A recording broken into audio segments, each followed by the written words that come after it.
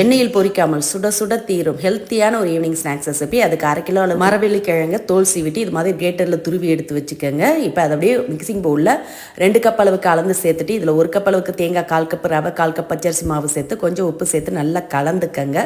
கலந்த பிறகு இதை அப்படியே ஒரு பிளேட் போட்டு மூடி வச்சுடுங்க. அப்படியே ஊறட்டும். ஒரு 5 நிமிஷம் ஊறின பிறகு நல்லா உதிரியாக வந்திருக்கு பாருங்கள். கிழங்குல இருக்க ஈரத்தன்மை பூரா ரவையும் அரிசி மாவு உறிஞ்சிடுச்சு. இப்போ இதில் 3/4 கப் அளவுக்கு சர்க்கரை, 1/2 டீஸ்பூன் ஏலக்காய் பொடி சேர்த்து நல்லா கலந்து எடுத்துக்கங்க. கூடவே நெய்யில் வறுத்த முந்திரி பாதாமையும் சேர்த்து கலந்து எடுத்து வச்சுக்கோங்க. இப்போ இதை வேக வைக்கிறதுக்கு சின்ன சின்ன பவுல் எடுத்துக்கோங்க. அதில் கொஞ்சமாக நெய் தடவிட்டு இதில் எந்த அளவுக்கு உள்ளே சேர்க்க முடியுமோ அந்த அளவுக்கு ஃபில் பண்ணி எடுத்து இது மாதிரி இட்லி பாத்திரம் இல்லை ஸ்டீமரில் வேக வச்சு எடுத்துக்கோங்க. ஒரு 10 நிமிஷம் வேக விட்டிங்கன்னா போதும்.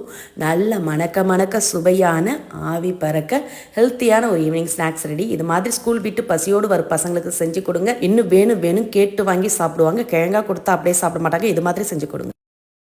இந்த வீடியோ பிடிச்சிருந்தா லைக் பண்ணுங்கள், சப்ஸ்கிரைப் பண்ணுங்கள், ஷேர் பண்ணுங்கள்.